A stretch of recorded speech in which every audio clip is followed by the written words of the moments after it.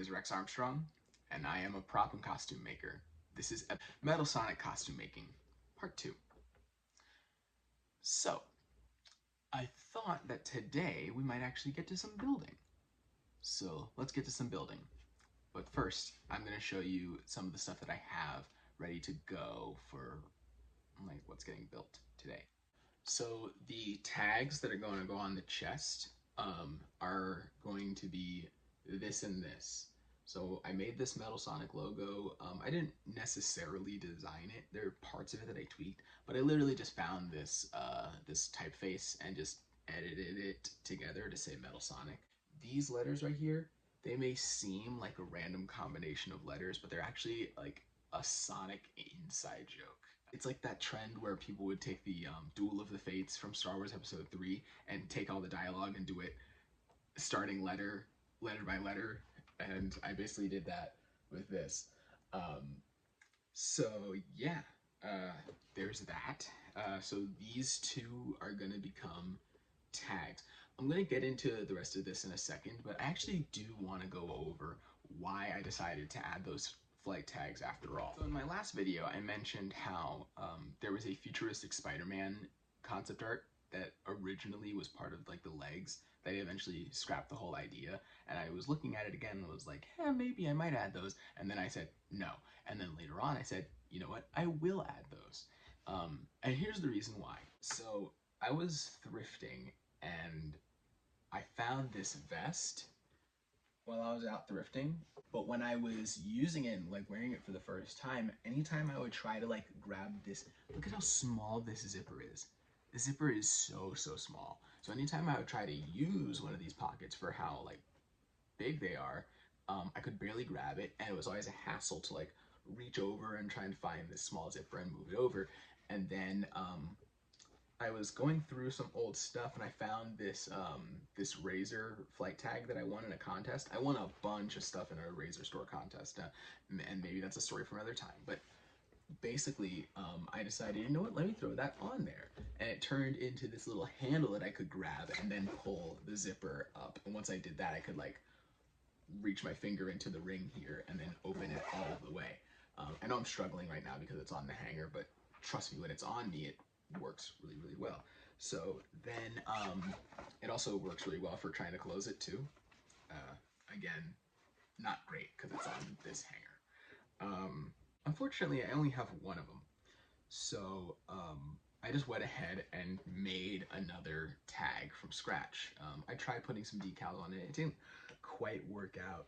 So anyway, once I realized how easy it was to make one of these flight tags from scratch, I was thinking, well, what if I do those Metal Sonic tags? Originally, the Metal Sonic logo was just gonna go on the back of the big collar, and then I decided that I wanted to illustrate Sonic's vanity by putting his name all over the costume.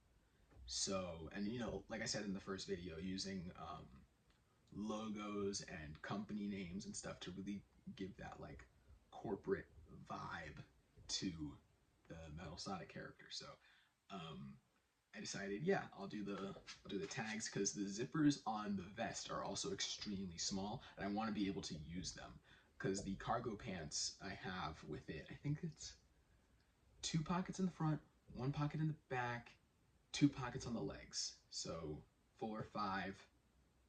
And then the backpack's not going to be functional. It's going to hold a water bottle. That's all I'm using it for, because when I was in my Prowler costume at Anime Expo, of course it got really hot, and I kept a smart water bottle with me, but I couldn't really hold it anywhere but one of my pockets. I had a bunch of pockets, but it stuck out of my pocket. So anytime I wanted to take a picture, it would stick out of my pocket, and I had to take it out, and I had those claws that make it kind of hard to do anything with them.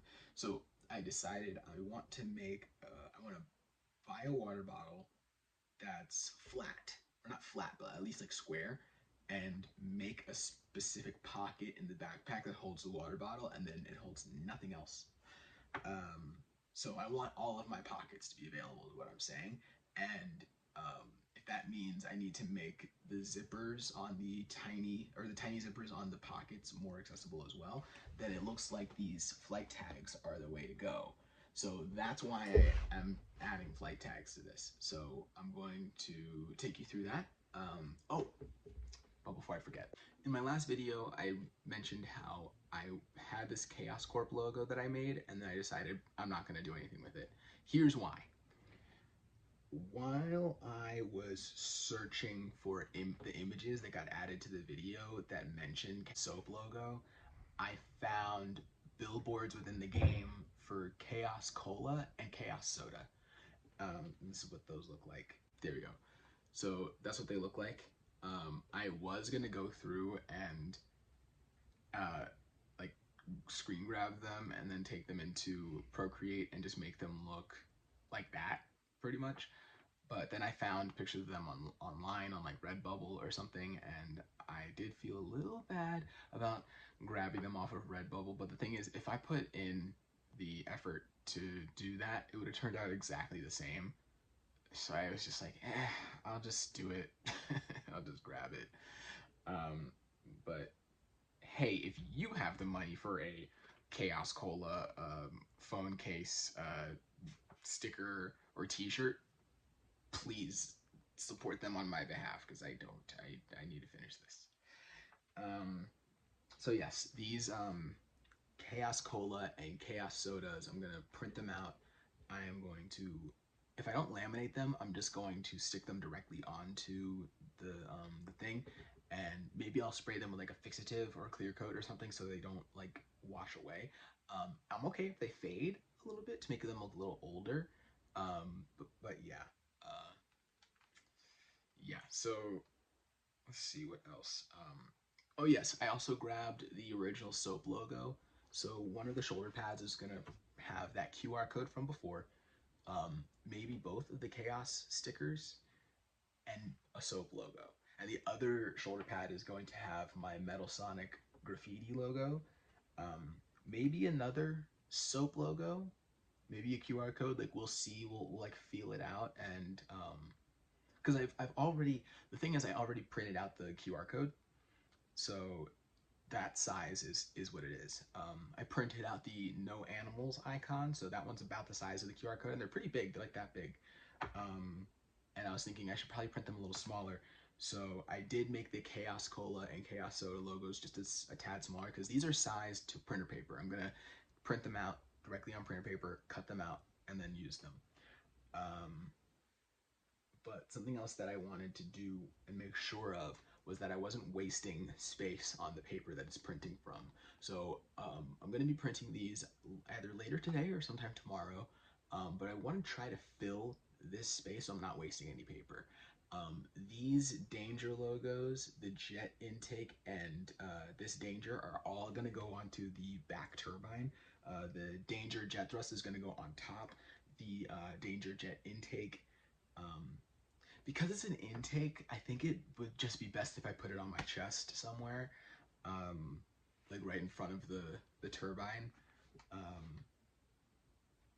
And then these Danger logos are probably going to go on the back near the bottom, so it'll kind of be like a trifecta. And then I have one extra. So maybe I'll just fill the blank space with just more of these or different kind of warning signs, which is kind of what I'm thinking I might be doing, is going with different warning signs. I was thinking maybe chevrons, but the problem with doing chevrons is I may as well just paint them and not even add a sticker, because if I print them, I'll have to print them on blue because they're going to go onto a blue surface.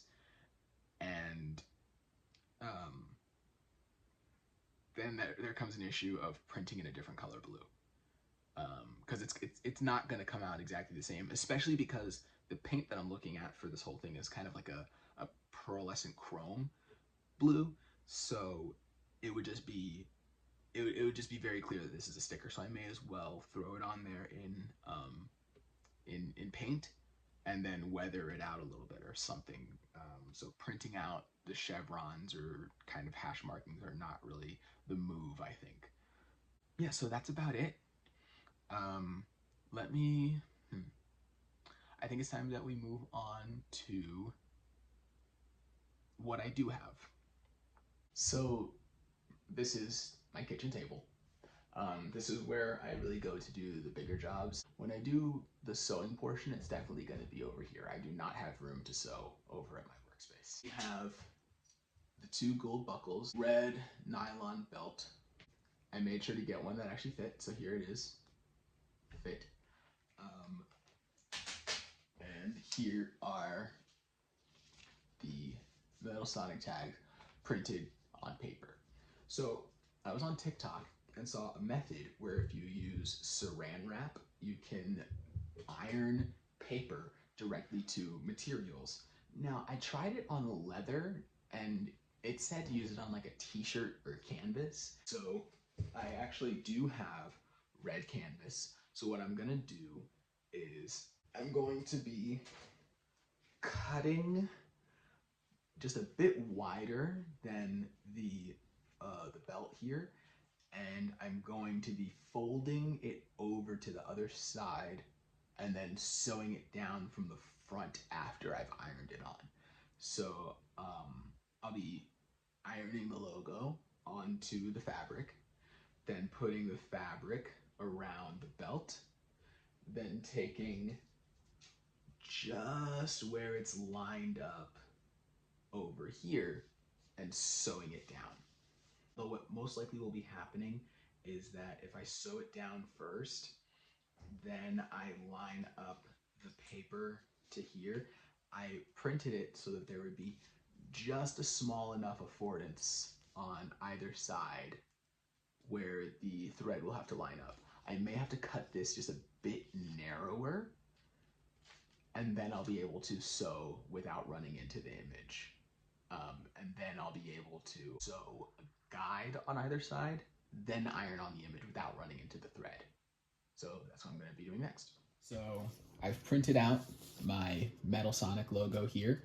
I may need to trim off this top and bottom edge here. Yeah, it looks like I didn't cut it super nice. So I'm actually going to go and do that right now. But I have my belt here. I'm going to be putting this through one of these rings. I'm going to be hand stitching that part across right there. And I'm going to be using this leftover canvas from my Echo costume and cutting it to size, going across here, giving it enough room. So I'm going to be doing a few things right now, and I'll put it in a time lapse so you can see all of it nice and quickly.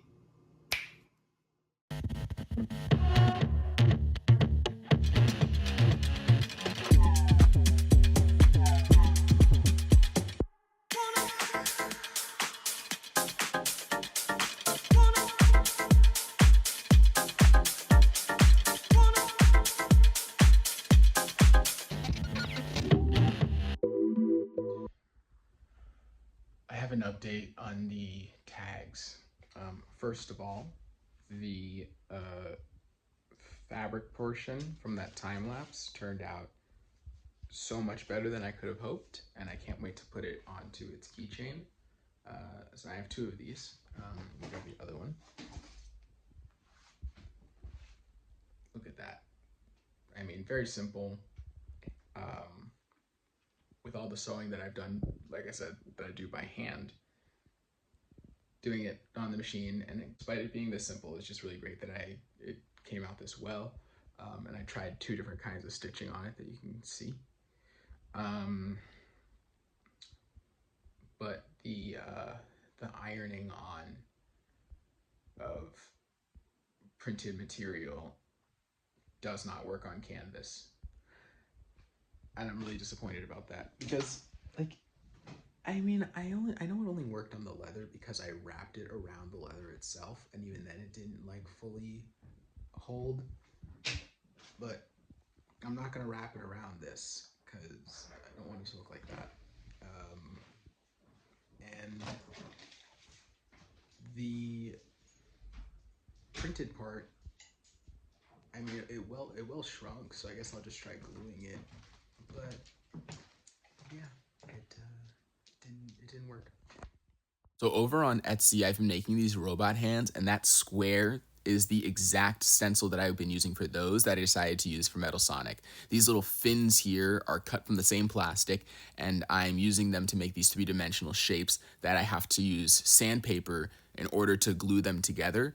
And then I have to rough them up with the same sandpaper and make them flush to the back of the handpiece. Otherwise, it will not stick when I glue it down. So that's it. That's what I'm doing here. I have to use a file to get certain parts extremely smooth, and I have to use the purple sandpaper to get it really rough for gluing. So there we go. That is the end of the first part of the top of the hand. There will be screws that go in over here on either side and right here in the middle to hold it down to the glove. I did a Velcro version before, but I find the screws are just faster and more aesthetically pleasing. And then I'm going to be drawing in details on the sides here to make it look a bit more robotic. After getting a final bit of smoothing done, I'm going to be using a blade on the back of the handpiece to draw where I'm going to be gluing these pieces down. I can't use a pen because this plastic is really soft, and if I use a pen, it can make a permanent line, like a divot or a groove in the back of the hand that I don't want. So I'm using a really rough sandpaper. I think this one's 80 grit to prepare the surface for gluing, because if this surface is too smooth, the glue will not hold. So I'm putting down Gorilla Glue, and you'll see in a minute, Gorilla Glue is a chemical bond. It's not just a standard adhesive. So it's going to make these white residue and bubbles on the edges that, if you know welding terms, it's like slag. It's something you don't want there, so I'm going to be sanding those away in a minute. But right now, what I'm also doing is using glazing spot putty to cover any areas that I had previously sanded. This plastic, aside from being really soft, is also porous. So any areas that get sanded and then spray painted will basically suck away the paint from those areas, and it'll look really rough, and I'll have to go over it again. So the glazing putty goes over there basically to make the painting look cleaner. So right now I'm sanding away those edges where the glue has dried, bonded, and it has made that gross little slag, so I just have to sand that away. That is my layout for what I'm going to be doing with a pen right now. So I'm actually drilling by hand because, again, this plastic is really soft, so it's easier and faster for me to just do it like this, especially because I can control the pressure of the drill bit, which also comes in handy for making decorative elements that I don't want to go all the way through the plastic. And now I'm using the screws to mark where I'm going to be putting those designs that you saw a second ago.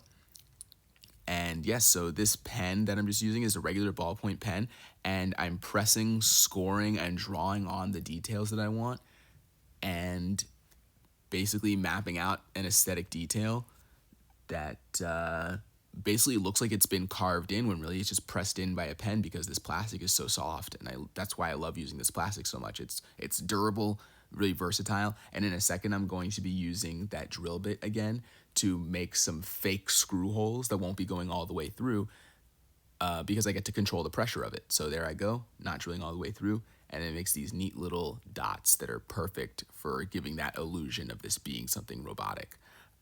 And of course, I did map all of this out ahead of time, which is what that picture was for. I'm not drawing all of these cyberpunk lines randomly. I'm not an AI. I know AI does that sometimes, but like an AI, though, I don't really know what these lines are meant to represent. They're just there to give that aesthetic of this being a robotic design.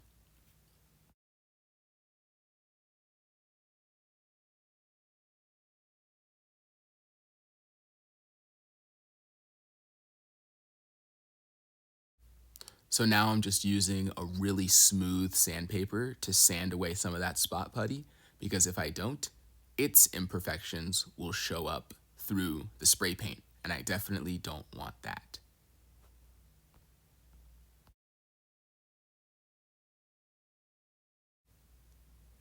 And finally, I'm just using a bit more spot putty to fill those cracks, because when I paint it, I don't want even a tiny bit of a gap there to show that this is something that's been glued on. I actually want to give the impression that this was something that was made by metal or 3D printed or something. I just don't want these details to look like they were glued on lazily. So using that spot putty gives a seamless transition from one surface to the other, and then I will be sanding those down.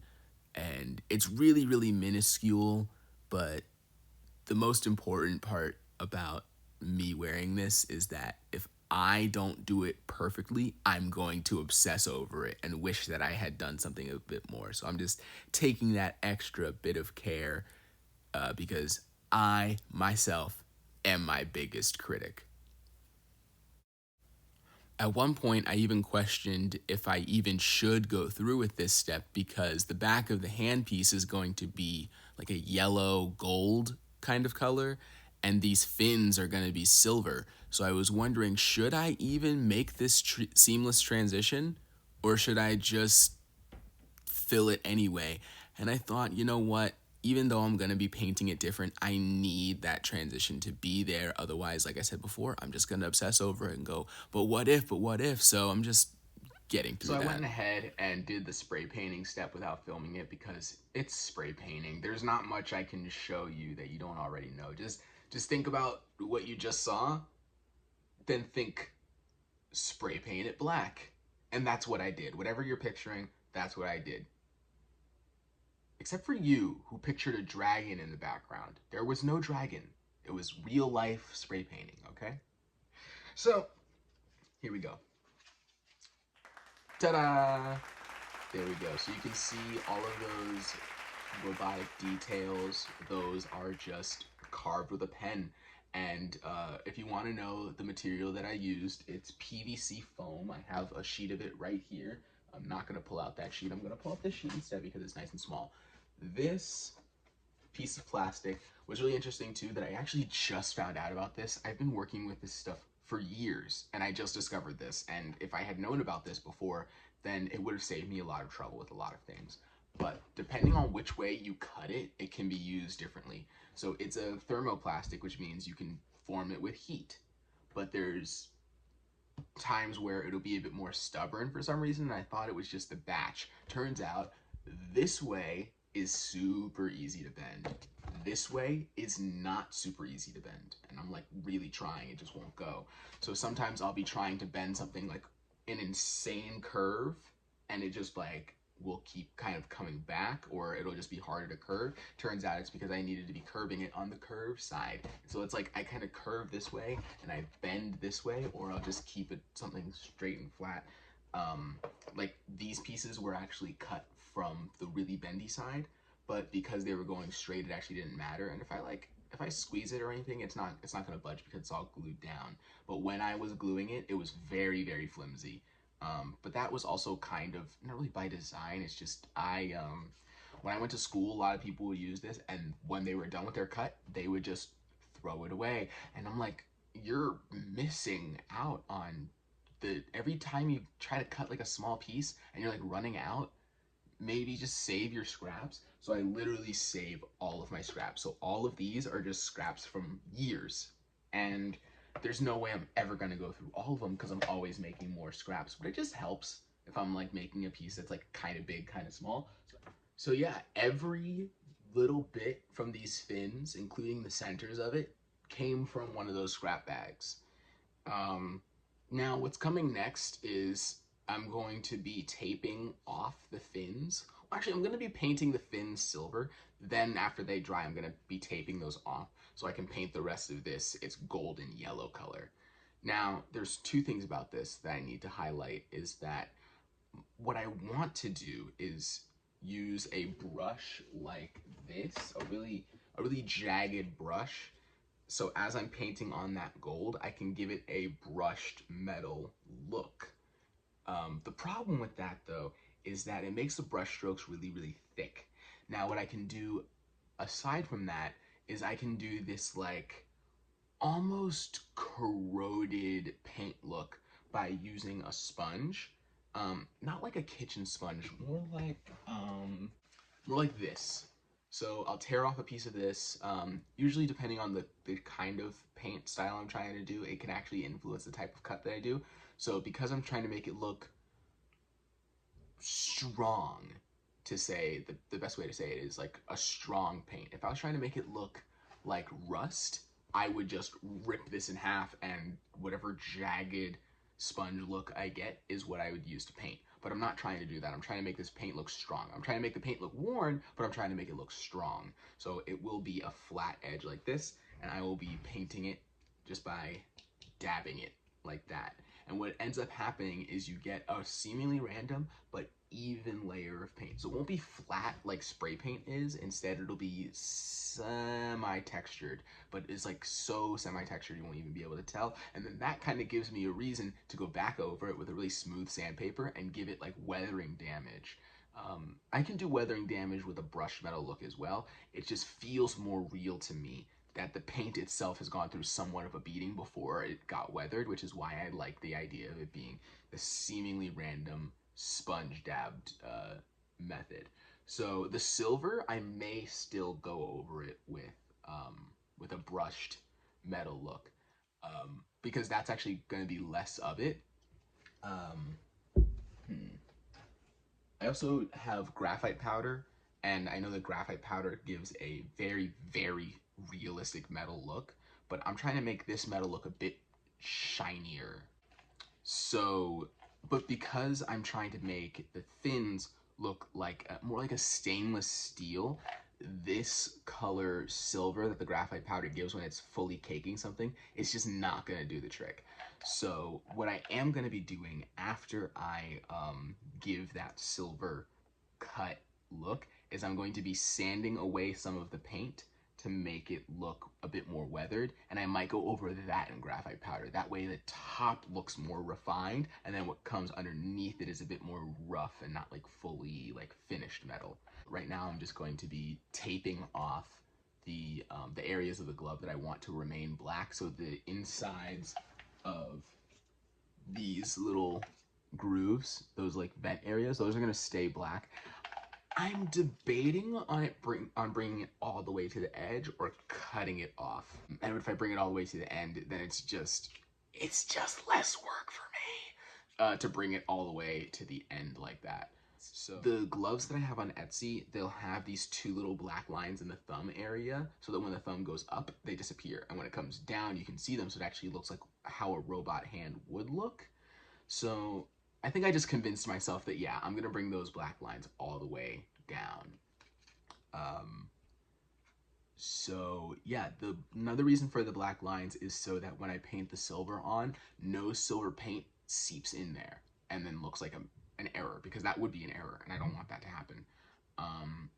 And then same thing for the yellow. So it's gonna, the blue tape is gonna stay on there the entire time until I'm all the way at the end.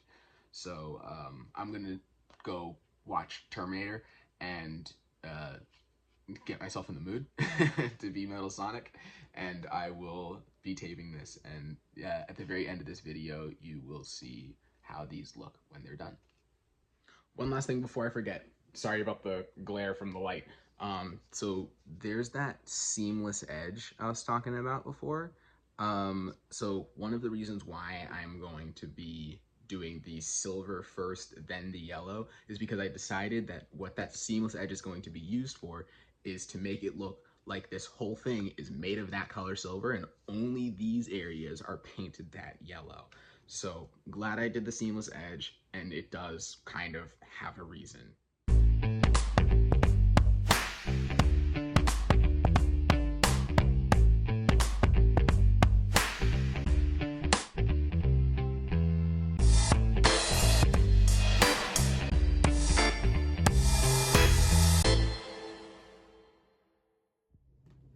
Do you want to see the one thing that's probably just as satisfying, if not more satisfying, than finishing the whole project? It's peeling the tape off. So let's get started.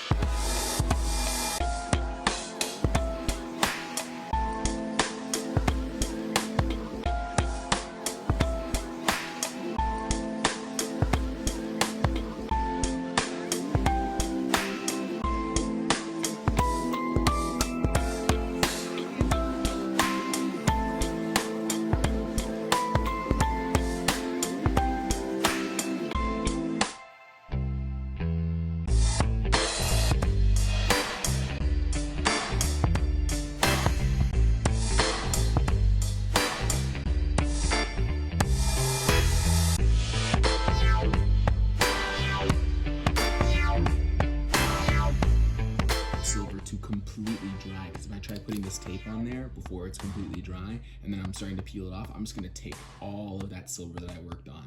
And there's like 4 layers of silver there. I'm just gonna peel it all right off, so I need to wait before I move on to taping up the silver area. Because what's gonna happen after that is once I put down the yellow, I'm going to seal everything in one coat of gloss, and then I'm going to start weathering away the edges of the silver and a little bit of the edges of the yellow. So this is all taped up. What I have here is the same paints that I've used to make the silver. So I have a deep yellow, lemon yellow, and I also have this gold. Now, I'm gonna be mixing these 3 together to hopefully get a gold that is as similar to this gold as I can possibly get, because it would be really, really nice to have a gold that matches this as much as possible. It might just be that gold by itself, but we'll see. We'll see how that turns out.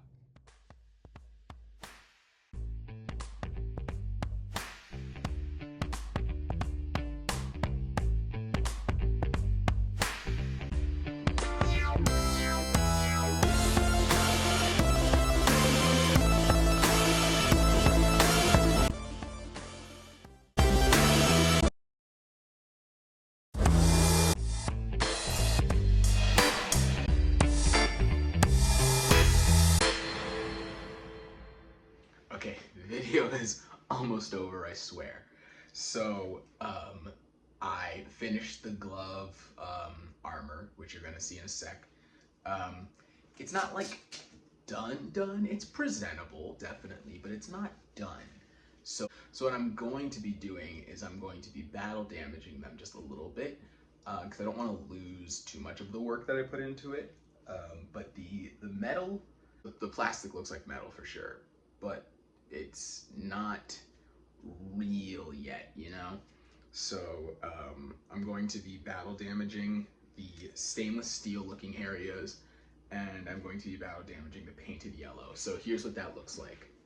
So I'm not crazy about the gloves that I have, and I may be covering up these logos, but the logo actually looks like fine, and I was aware that it was gonna be coming in red like this. I actually genuinely couldn't find a gray one that was just gray and black, which is funny because I have another one from a previous project, but I guess I couldn't find it on Amazon for whatever reason.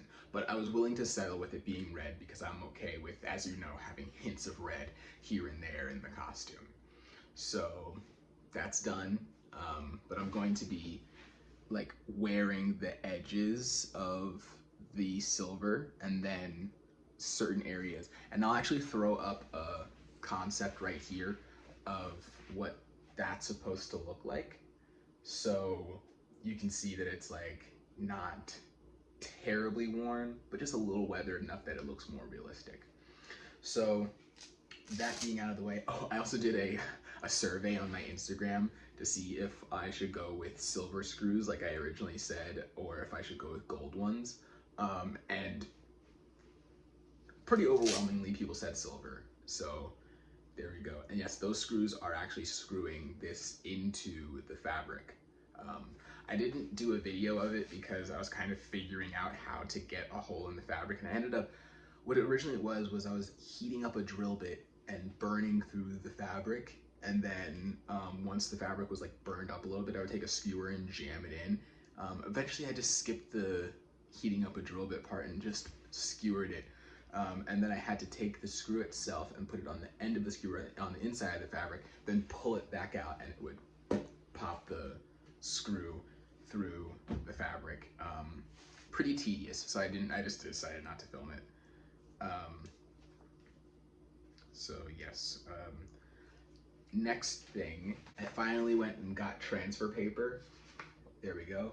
And I also, because of the way I had previously made them, these have this on the back. So I actually need to go in and sew down another layer to the back here. So what I'm probably gonna end up doing is folding it down, and instead of wrapping it, folding it into itself and then stitching it down. And we'll see if I can use the transfer paper on the stitching. I think I can. I at least hope that I can. We'll get into that right now.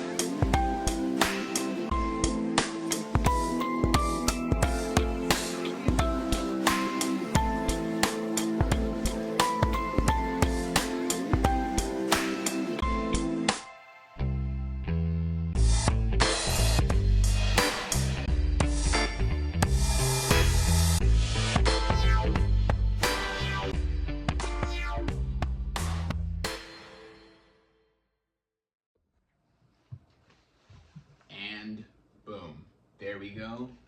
That's how they turned out. I was at a kind of a crossroads deciding, do I want to have this on one side and this on the other? But these swivel clasps are so loose, so I decided, you know what, it is probably better that I just double side it as the same thing. That way if I'm taking a picture, I won't accidentally have two of the same thing showing. It'll be clear that it's the two different things. Though the experience of making these proved so fun and intuitive that I think I actually am going to be making more of these. So I'm going to be making character ribbons. So I'm going to be designing a logo for a character and making it a ribbon, or if somebody wants me to design a logo for them, kind of like what I do on Etsy, I'll do that as well. It'll just be what it is, you know? So that's happening. But yes, this is the kanji logo I designed, and it is that on both sides. Same thing for the Metal Sonic one. So the next step is this. One of the things I printed out was this logo. This is gonna go right here on the back of my collar. Funny enough, I didn't measure it. I just printed it and said, that looks right. And it is perfectly, exactly the size that it needs to be. So what I'm going to do, because of course I'm not going to print this, or I'm not going to transfer this directly to here. What I've wanted to do was put, the way Cyberpunk has those like holographic collars, and the way that I have that for my main cosplay, this one right here, I'm going to be making one of those for this, but it's going to be removable because this jacket, this vest, is reversible. And just like my Prowler jacket and just like my main vest, I want to be able to wear this aside from when it's like a convention. So I'm going to put soft side Velcro in here and soft side Velcro out here. That way the things that I put into it will be hard side Velcro, that way I can wear them without those accessories and it won't be uncomfortable for me to wear. So the holographic area is gonna go on the inside here and be yellow, and then I'm going to have a patch on the other side that's going to be in the color of my pants. So later today, I'm going to go to the fabric store and look for either canvas or something similar to this navy blue color. I know on camera it kind of looks black, but trust me, it's navy blue. So then that way I can have some navy blue elsewhere on the costume and it not just be the pants that are that color. So that's going to be turned into a patch. So the way I did the transfer paper onto these ribbons, it's going to be transfer paper of this Guardian of United Nations logo put onto a navy blue patch, and that navy blue patch is going to be able to be Velcroed on and off of this. And that is going to come in the next video, so stay tuned. Thank you guys so much for watching. Please like, please subscribe, please comment, and definitely comment if there's any of these kind of ribbons you want to see in any other character types. My first one is going to be the Metal Sonic one because I do have 2 strips of the Metal Sonic left over from the whole screen printing ordeal. So yeah, please let me know. All right, see you guys in part 3.